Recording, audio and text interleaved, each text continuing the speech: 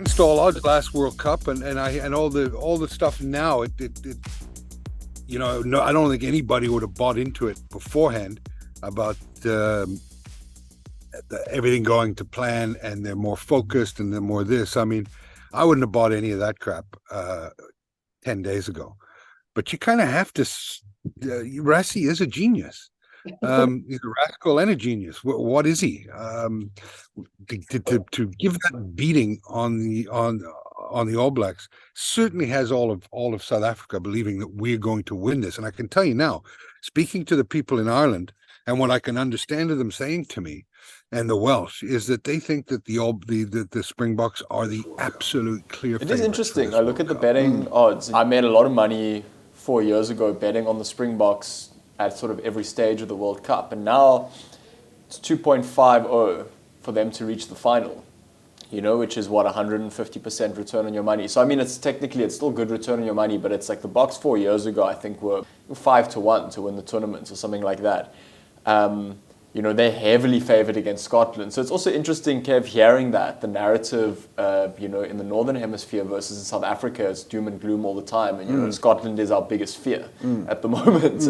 And look, I think we should be going in with a lot of respect and sort of wariness to this game. But it's interesting to hear the perceptions of the Springboks in other parts of the world versus our perception of our own team. Maybe as a neutral or as an opponent team, you can see stuff that we're maybe not seeing as South African supporters, Yeah, I think that's a valid call, yeah. What South Africans have always Zel.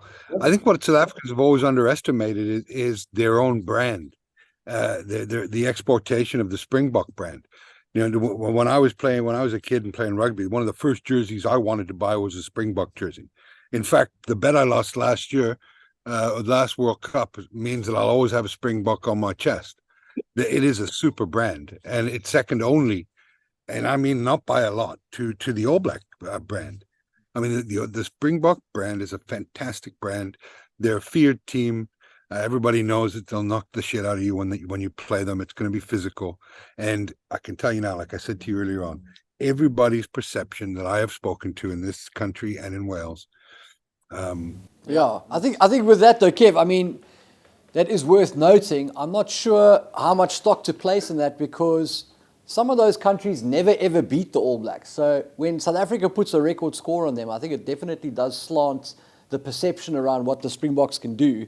Sure. And as excited as I am about the Springboks potentially continuing to play like that and at that level, I also have to sort of temper that with the fact that the Springboks had to fight to beat Argentina by 1 point. Now, the only thing I've ever seen you get excited about is another flat earth conspiracy theory. Exactly. In terms of this weekend, I was really stoked with the team that the Boks put out. I think there was this great. I think there was a lot of uncertainty. You looked at the SA Rugby Magazine's fans team. Yeah. Some interesting calls, but some. I thought some pretty good calls as well. But then you look at it and you're like, okay, opening game, we need to beat Scotland. We need to be emphatic in beating Scotland, because that changes the course of our pool stages, knowing that we still need to play Ireland. And I think that Rassi and Jacques had the potential, and what I was worried about, to sort of revert to norm. And it's like, okay, no, we now pick those same 15 players that we've been hanging on to for 4 years, Mapimpi to start, But like, I don't know, just that whole kind of whole back line. But I think they've mixed it up really nicely. I think some people worry about, Duhan van der Merwe versus Cheslin Kolbe. Cheslin Kolbe is a great defensive asset for the Springboks.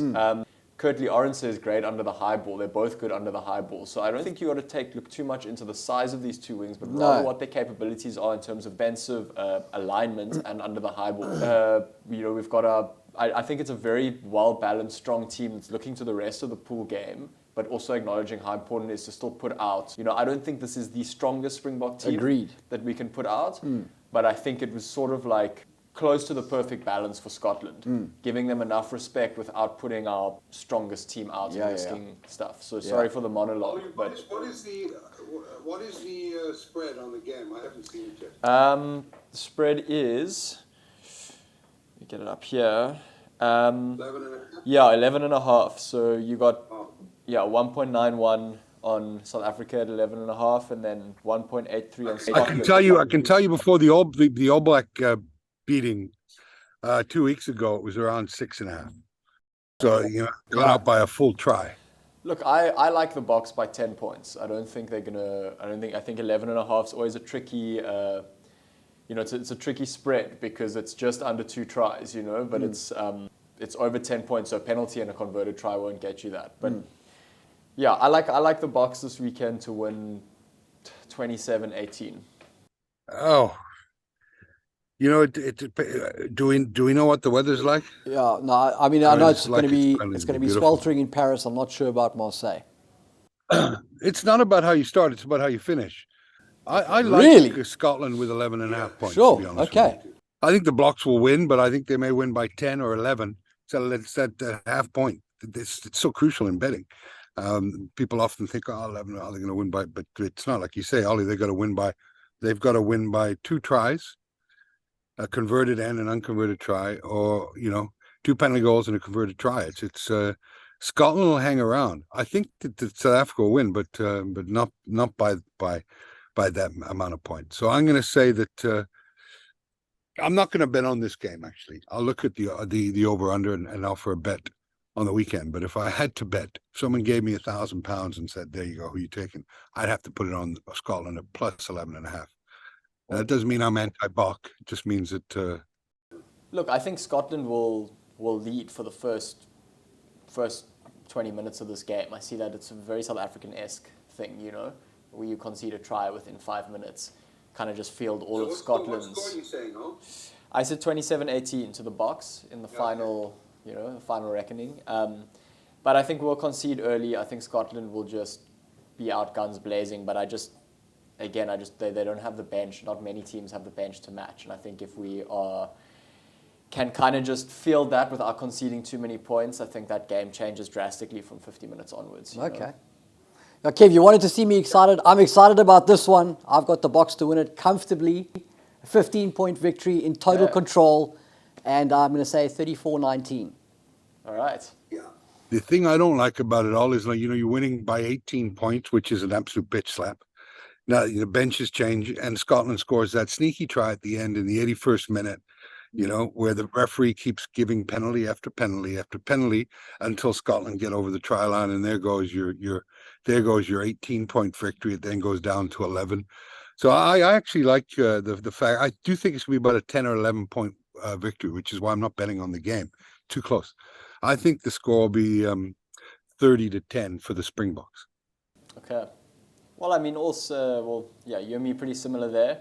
Sal's got a little bit more faith in in our boys. Yeah. He does. But and Zell's not a big gambler, in fairness. So, if Scotland go over and make it 10, 8, 9, 11 points, he's not going to lose any sleep over it. But it's a game I'd stay away from, just simply because I think the bookies have got it handicapped very well. Yeah. But yeah, it should look. It's exciting, and I'm looking for a place to watch the game.